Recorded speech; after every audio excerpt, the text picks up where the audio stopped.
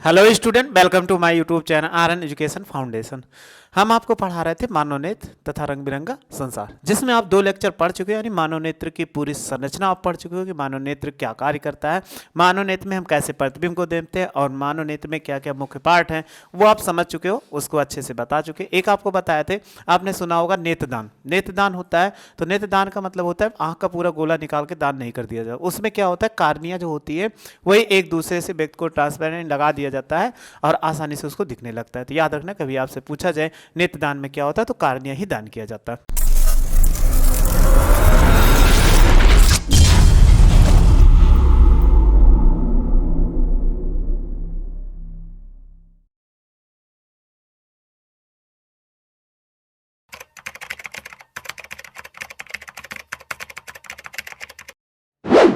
तो चलिए आगे हम देखते हैं। इसके पहले हम यहाँ तक पढ़ चुके थे, मानव नेत्र का फिगर अच्छे से बना चुके थे। बस आपको ऐसे ही फिगर बनाना था जिससे आप आसानी से क्या कर सको, यहाँ पे फिगर बना सको।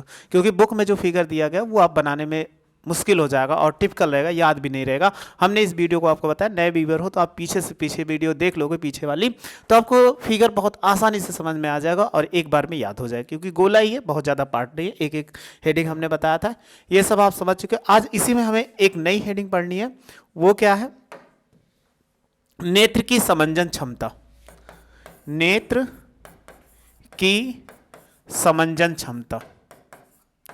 अब ये क्या होता है, पहले इसको समझें। अब नेत्र की समंजन क्षमता क्या होती है कि जैसे आपको कहा जाए पास की वस्तु आप पढ़ते हो तो पढ़ते समय क्या करते हो, आंखें तो कभी छोटी तो कर नहीं लेते हो, दूर आप व्यक्ति को आते हुए देखते हो तो आंखें बड़ी नहीं कर लेते हो कि बड़ी कर लेते हो। एक चीज ये होता है, अगर आप पास को देखना चाहते हो तो कम फोकस दूरी चाहिए और दूर की वस्तुओं को देखना चाहिए तो बड़ी फोकस दूरी के लिए। तो क्या आप बड़ी फोकस दूरी के लिए बढ़ाने के लिए आपकी आंखें अपनी बड़ी बड़ी तो नहीं कर लेते कि ये दोनों पलक ऐसे उठा के देखते हो, या पास की वस्तु देखना तो ये दोनों पलक दबा के देखते हो, ऐसा तो कभी नहीं करते हो ना। तो यही चीज है इसमें कि मांसपेशियां हमारी जो होती है वो नेत्र लेंस की फोकस दूरी को समायोजित कर देती है। यानी मानव नेत्र की जो मांसपेशियां होती है ये फोकस दूरी को अपने आप हम प्लग डाउन करते हैं तो तुरंत अपने आप जहां पे है वो फोकसित हो जाती है, दूर देखना होता है तुरंत फोकस हो जाती है। तो यही क्या है, मानव नेत्र की समंजन क्षमता। हम तो परिभाषा लिख देते हैं, मानव नेत्र, देखो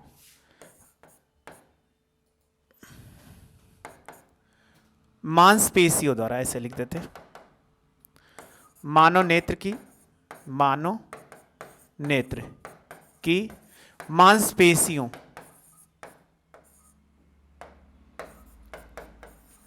मांसपेशियों द्वारा नेत्र लेंस के फोकस दूरी समायोजित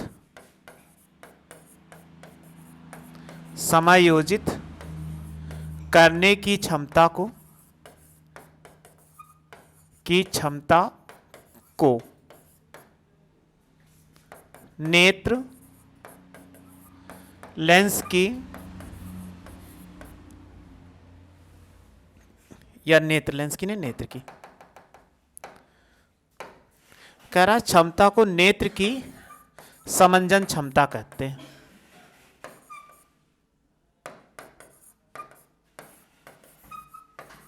अब आपको समझ में आ गया, कहते हैं यानी नेत्र की समंजन क्षमता क्या है, नेत्र लेंस जो होता है वो फोकस दूरी बढ़ती और घटती रहती है तो मांसपेशियां अपने आप इसको क्या कहते हैं, समायोजित कर लेती है। इसी क्षमता को नेत्र की समंजन क्षमता कहते हैं, जिससे आप दूर की वस्तुओं को देखना चाहो साफ साफ देख सकते हो, पास की वस्तुओं को देखना चाहते हो तब भी आप साफ साफ आसानी से देख लेते हो, ना अपनी आंखें बड़ा करते हो ना अपनी आंखें छोटा करते हो। अब एक पेपर में बहुत बार पूछा जाता है कि मानव नेत्र का निकट बिंदु क्या होता है, तो याद कर लीजिए, मानव नेत्र का निकट बिंदु, निकट बिंदु, बिंदु जो होता है ये 25 सेमी होता है, 25 सेमी होता है। और इसी को पूछा जाए दूर बिंदु क्या होता है, अनंत होता है। दूर बिंदु जो होता है वो अनंत होता है, याद रखना।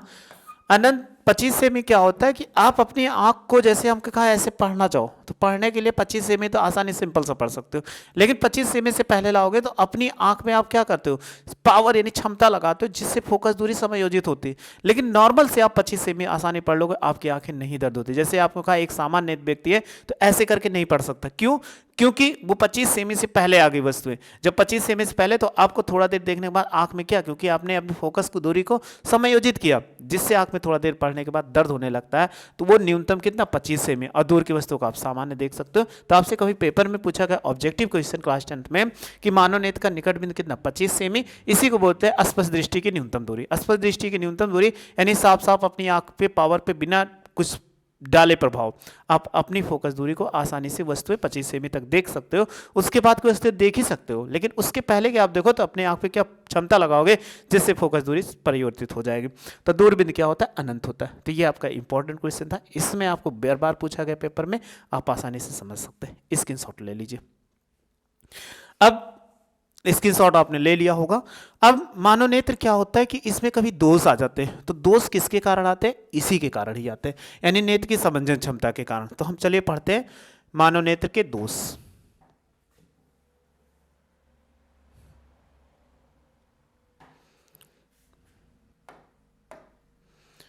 पढ़ते हैं मानव नेत्र के दोष।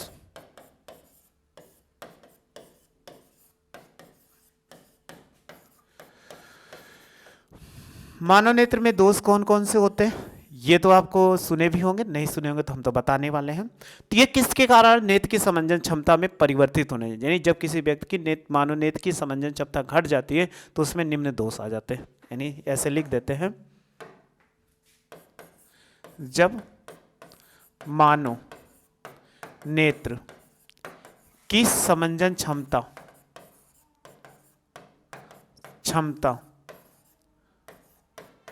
में कमी आ जाती है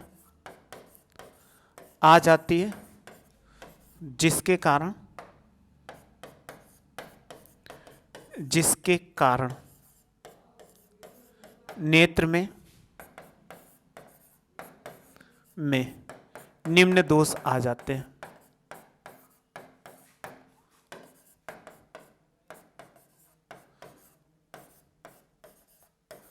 निम्न दोष आ जाते हैं यानी मानव नेत्र की समंजन क्षमता जब घट जाती है या कमी आ जाती है।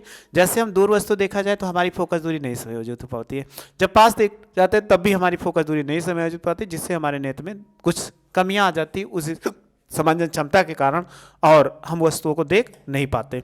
जब देख नहीं पाते तो वही इसमें कह रहा है कि नेत्र की सबसे पहला क्या है, अगर पहले की बात करें तो पहला क्या, निकट दृष्टि दोष। निकट दृष्टि दोष। दूसरा है दूर दृष्टि दोष, और तीसरा है जरा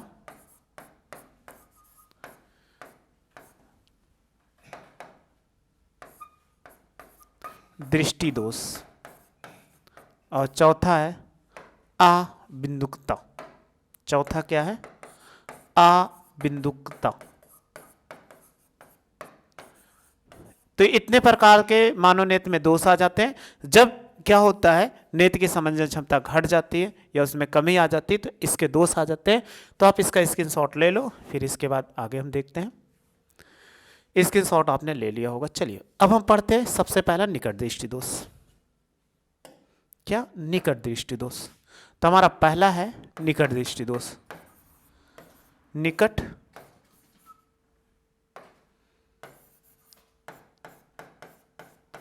दृष्टि दोष। अब निकट दृष्टि दोष क्या होता है, निकट तो साफ साफ देखो, इसकी परिभाषा ही ऐसे याद कर लो।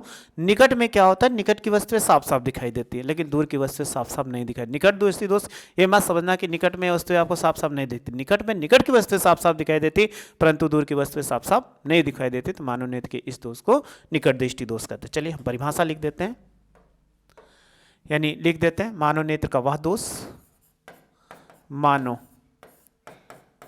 नेत्र का वह दोष जिसमें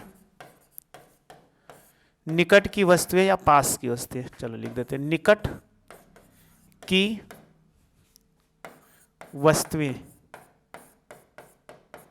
साफ साफ दिखाई देती हैं, दिखाई देती हैं, परंतु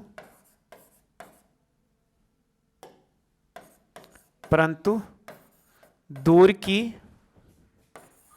वस्तुएं अस्पष्ट नहीं दिखाई देती, नहीं दिखाई देती है। तो इस दोष को निकट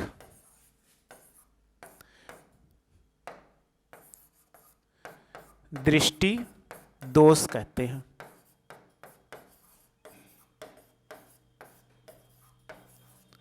यानी क्या होता है, मानव नेत्र का वह दोष जिसमें पास की वस्तु या निकट की वस्तुएं साफ साफ दिखाई देती, परंतु दूर की वस्तुएं साफ साफ दिखाई तो देगा। जैसे हमने कहा पास तो आप पढ़ ले रहे हो ऐसे लिखा हुआ, लेकिन दूर कोई व्यक्ति आ रहा है तो उसको नहीं देख पा रहे हो, उसको पहचान नहीं पा रहे हो, या कोई दूर से रखे, हाँ रखा है कोई, जैसे हमने कहा दूर व्यक्ति आ रहा है तो उसको आप देखोगे तो लगेगा हाँ कोई व्यक्ति आ रहा है बस, लेकिन चेहरा नहीं पहचान पाओगे, तो वो धुंधला दिखता है। धुंधला दिखने का मतलब वही स्पष्ट नहीं दिखाई देता है, जिसे हम कहते हैं निकट दोष। निकट की वस्तु साफ साफ दिखाई देगी परंतु दूर की वस्तु साफ साफ नहीं दिखाई देती है, तो इसी दोष को हम क्या बोलते हैं, निकट दृष्टि दोष।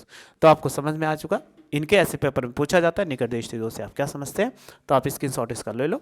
अब इसके हम कारण पढ़ते हैं कि कारण क्या होते हैं। सबसे पहले इसका कारण पढ़ते हैं कि कारण अगर पढ़ें,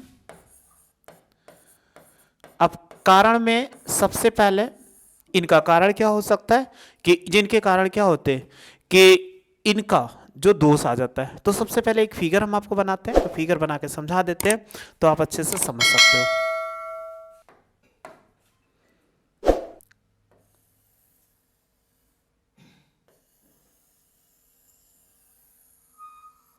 ऐसे होता है नेत्र, तो नेत्र ऐसे है, एक इसमें क्या होता है लेंस लगा होता है,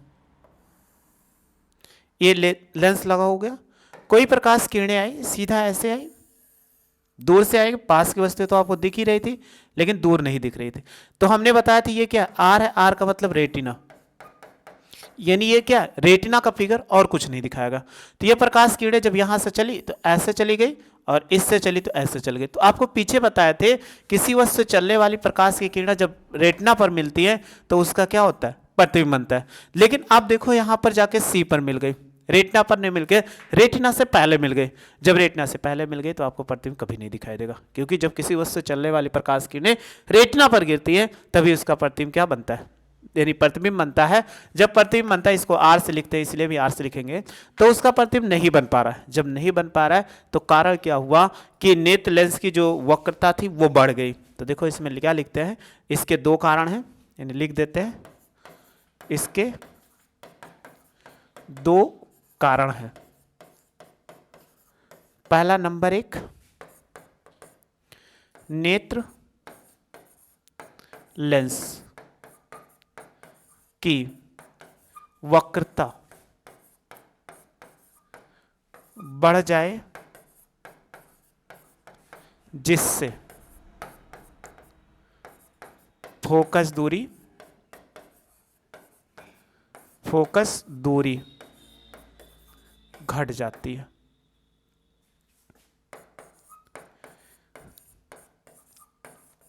पहला क्या हुआ, कोई प्रकाश किरणें चल रही थी, नेत्र लेंस की वक्रता बढ़ जाएगी। जब किसी की वक्रता बढ़ जाती तो उसकी फोकस दूरी क्या होती, घट जाती। जैसे ये वक्रता बढ़ गई यानी लेंस कैसा ऐसा था तो वो थोड़ा सा मोटा हो गया। ऐसे हमने देखा हाथ ऐसे जोड़ा तो पतला रहा हो, लेकिन ऐसे मोटा हो जाए तो उसकी वक्रता बढ़ गई। जब वक्रता बढ़ गई तो वहां से क्या होगा, फोकस दूरी घट जाए। अभी रेटिना पे मिल रहा था, अब रेटिना से ना मिलकर रेटिना से पहले मिल रहा है, तो इसीलिए इसका प्रतिबिंब नहीं है। दूसरा कारण क्या है, अगर आपसे पूछा जाए तो देखो ये नेत्र लेंस है और ये लास्ट में क्या है, इसी को हम तो बताए थे नेत्र लेंस है, इसको क्या बोलते हैं नेत्र लेंस। तो ये नेत्र लेंस है, तो दूसरा नेत्र लेंस और रेटिना के बीच की दूरी बढ़ जाए अर्थात गोलक का व्यास बढ़ जाए, अर्थात गोलक का व्यास बढ़ जाए। देखो यहां नेत्र लेंस और रेटिना इनके बीच की दूरी बढ़ गई। अब पहले रेटिना अगर सी पे रहा होगा, अब इसके बढ़ गए पीछे बढ़ गए। तो पीछे कब बढ़ेगा? जब नेत्र का गोलक अपने आप में, क्योंकि मांसपेशियों का बना हुआ होता है, तो ये क्या है, बीच की दूरी बढ़ जाए अर्थात नेत्र के गोलक का व्यास क्या हो जाता है, यानी गोलक का या नेत्र के गोलक, ऐसे लिख सकते हैं, नेत्र के गोलक का व्यास बढ़ गया, जिससे आपको क्या हो, अब रेटिना पे तो मिलेगा नहीं। अगर इसको स्थिर रखा जाए, यानी फोकस दूरी ना बढ़े, तो इसको स्थिर रखा जाए, तो इससे क्या होगा, आपको नहीं दिखेगा। अब इसके कारण क्या हो, बढ़ गया, तो इस पे प्रतिबिंब क्या होता है, यानी किसी वस्तु से चलने वाली किरणें, अतः इसमें लिख सकते हैं जब, या अतः लिख दो ऐसे, अतः किसी वस्तु, या ऐसे लिखो दूर स्थित, ऐसे लिख दे रहे हैं, देखो लिखो, अतः दूर स्थित वस्तु से चलने वाली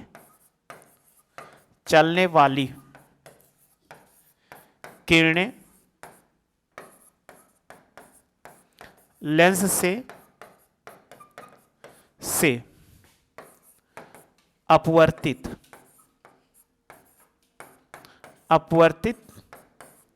होकर रेटिना पर ना मिलकर रेटिना से पहले मिल जाती है, रेटिना से क्या होता है, रेटिना से पहले मिल जाती है। देखो रेटिना से अगर पहले मिल गई तो आपका क्या होगा, प्रतिबिंब नहीं बनने वाला है, जिससे क्या होता है, रेटिना पर मिलेंगे, रेटिना पहले मिल गई तो आपको प्रतिबिंब नहीं बनेगा। तो आप इसकी शॉट ले लो, फिर इसके बाद आगे देखते हैं। तो हम पढ़ रहे थे आपको दोष, तो ये भी आप ले लीजिए इसका स्क्रीनशॉट, और ये भी ले लीजिए, कारण होगा। अब कारण के बाद निवारण पूछा जाता है, तो निवारण पढ़ते हैं कि निवारण कैसे होगा। तो निवारण के लिए तो आप चश्मा पहनो तो अब हो सकता है। तो निवारण क्या है, यानी निकट दृष्टि दोष को दूर करने के निवारण। निवारण क्या होता है, इस दोष को दूर करने के लिए चश्मे में उत्तल लेंस का प्रयोग किया जाता है, यानी लिख दे रहे हैं, सॉरी अवतल लेंस का। इस दोष को दूर करने के लिए चश्मे में अवतल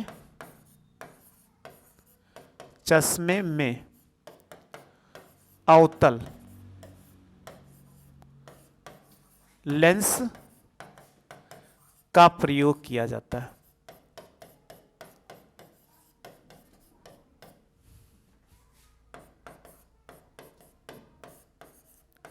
यानी इसको दूर करने के लिए चश्मे में क्या करते हैं, अवतल लेंस लगा देते हैं, जिससे आपको क्या होती है, वस्तुएं साफ साफ दिखाई देने लगती है। चलिए अब कैसे करते हैं, पहले एक डायग्राम समझते हैं, फिर अब हम पहले एक फिगर बना लेते हैं, जिससे आपको समझ में आ जाए कि अभी हमने कहा था कि पूरा फिगर नहीं बनाते, इसको ऐसे गोला करके फिर ऐसे कर दिया जाता है।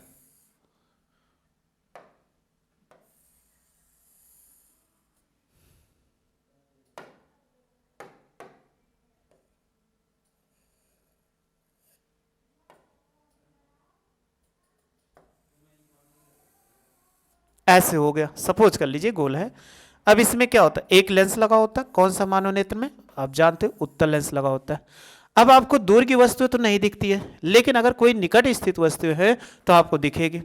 अगर हम सपोज कर ले कि कोई वस्तु क्या है, यहाँ फोकस F पर स्थित है, सपोज कर लो F पर स्थित है, अगर यहां से प्रकाश किरणें चलेगी, निकट स्थित है, तो यहां से गई और दूसरी किरणें यहां से गई इससे, तो ये दोनों किरणें गई अब इन दोनों किरणों के चलने के पश्चात जब ये अपवर्तित होंगी तो कहां पर गिरेगी?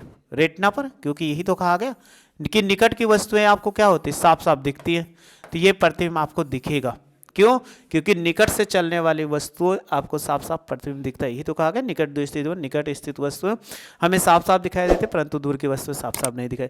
तो ये देखो, अगर कोई वस्तु F पर स्थित है तो उससे क्या होगा? वस्तुएं आपको प्रतिबिंब साफ साफ दिखेगा। लेकिन अब अगर हम इस पे आ जाएं कि इन्हीं पर इसके लिए एक दूसरा फिगर बनाए, अब हमें इससे बताया चश्मे में अवतल लेंस का प्रयोग किया जाता है। तो अवतल लेंस का प्रयोग करने के लिए तो हमें एक फिगर और इसी पे बनाना पड़ेगा जिससे आप समझ सको।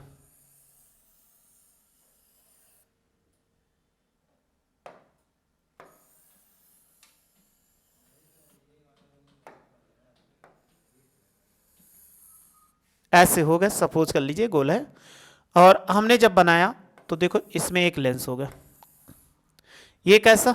उत्तल लेंस हो गया। इसके बाहर जो लेंस प्रयोग करेंगे वो कैसा? अवतल लेंस। यही तो बताया गया, चश्मे में अवतल लेंस। तो ये क्या हो गया? अवतल लेंस। और जो पीछे दिख रहा है वो क्या है? नेत्र लेंस है। तो ये नेत्र लेंस है, ये अवतल लेंस। अब वस्तुएं क्या होंगी? आपको अगर हम कहें, एक चीज ध्यान देना कि अगर वस्तुएं F पर स्थित हो, ये F के ऐसे सीध में अगर ले ले तो F के सीध में यहां पर F है, अगर इसको रख दिया जाए, लेंस ना लगाया जाए, तब भी आपको वस्तुएं क्या होगी? दिखेंगी। ऐसा समझ में? लेंस हटा दें तो आप देखो दूर वस्तुएं तो आपको नहीं दिख रही थी, कि दिख रही थी? नहीं दिख रही है, कि दूर से चलने वाली प्रकाश किरणें आपको तो नहीं दिख रही हैं। तो दूर से अगर हम खींचते हैं प्रकाश किरणें लाकर इससे,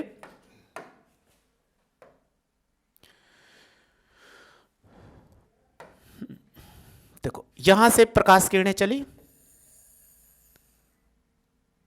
यहां तक आई, और दूसरी प्रकाश किरणें फिर ऐसे चली, वो दूर स्थित थी ना, क्योंकि यही तो कहा गया कि दूर स्थित थी। ये इस पे आई, अब देखो दूर स्थित यानी ऐसे थी, यहां पर स्थित दूर स्थित थी। अब दूर से चलने वाली प्रकाश किरणें सबसे पहले अवतल लेंस से क्या अपवर्तित होती, तो इनके द्वारा जब ये अपवर्तित होगी तो ये क्या करता है? प्रकाश किरणों को अपसरित करता है। अपसरित करने पर उत्तल लेंस के फोकस पर इसको फोकसित करता है। तो ये प्रकाश किरणें कैसे? यहां से अगर चलेंगी तो देखो इसको अगर हम ऐसे मिला दें, ये हो गया, ये ऐसे तो जाएंगी। क्यों जाएंगी? अभी हम बताते हैं कि जब ये जाएंगी तो ऐसे, ये प्रकाश किरणें जो थी यहां से ऐसे निकली तो ये ऐसे चली गई, यहां पर पहुंची। तो ये जब पहुंचेंगी तो आपस में अपवर्तित हो जाएंगी, और ये भी पहुंचेगी तो ऐसे आपस में इसकी तरफ क्या अपवर्तित हो गई। जब इनको पढ़ाए तो इसका पर अवतल लेंस के द्वारा फोकस F पर प्रतिबिंब बन गया, जो नेत्र लेंस के लिए आभासी वस्तु का कार्य किया। जब आभासी वस्तु का कार्य किया तो इसके द्वारा जो प्रतिबिंब बन गया वो जाके रेटिना पे बन गया। तो हमें ये तो हमने बताया था कि रेटिना पे हमें बना प्रतिबिंब क्या होता है? साफ साफ दिखाई देता है। तो रेटिना पे ये बना प्रतिबिंब आपको क्या होगा? साफ साफ दिखाई देगा। तो आपने क्या किया? चश्मा उतार दो तो आपको नहीं दिखाई देगा, कि चश्मा उतारने के बाद दिखाई देगा, लेकिन चश्मा पहने रहोगे तो आपको क्या होगा? साफ साफ दिखाई देगा। तो यही इसमें कहता है, चश्मे से दूर करने के लिए हम क्या करते हैं? यानी दोष को दूर करने के चश्मे में अवतल लेंस प्रयोग करते हैं। तो लिखा कैसे जाएगा? क्योंकि निवारण तो हम जान चुके, चश्मे में अवतल लेंस, लेकिन इसको लिखना पड़ेगा। तो दूर स्थित वस्तु से, यानी ऐसे चलने, अनंत से चलने वाली या दूर स्थित वस्तु से चलने वाली प्रकाश की किरणें, ऐसे लिखेंगे। देखो, दूर स्थित वस्तु से चलने वाली प्रकाश किरण, प्रकाश किरण, देखो दूर स्थित चलने वाली प्रकाश किरण अवतल लेंस,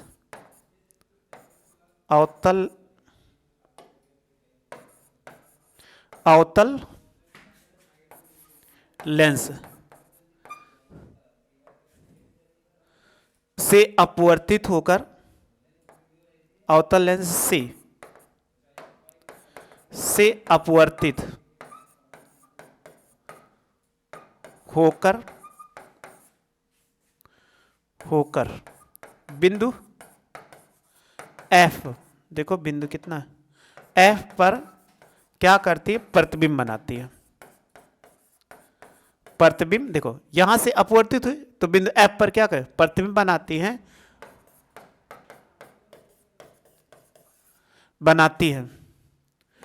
जो नेत्र लेंस के लिए, जो नेत्र लेंस के लिए आभासी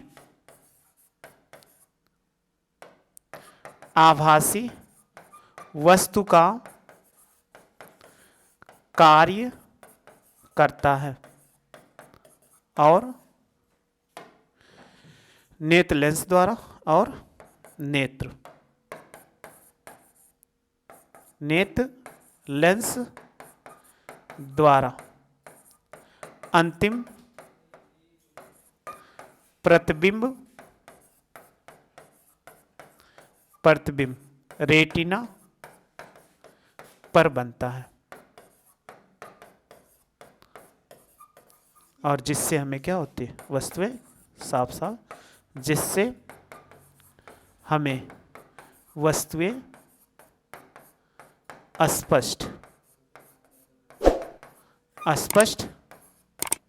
दिखाई देती हैं। बस यही हमें लिखना था। तो देखो चश्मा उतार दोगे तो आपको नहीं दिखाई देगा, लेकिन जब तक चश्मा पहने रहोगे तब तक आपको दिखाई देगा। चलो इसका स्क्रीनशॉट ले लो।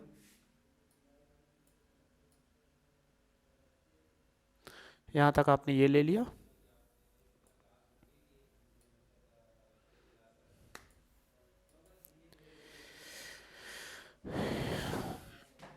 अब आपको समझ में आ चुका है कि कैसे हम किसी में इसमें निकट दृष्टि दोष कैसे आता है, किस कारण आता है, वो आप समझ चुके हो और आप पेपर में आसानी से लिख लोगे। तो वीडियो अच्छी लगी हो तो लाइक से सब्सक्राइब करें, वीडियो देख लें। Thank you so much.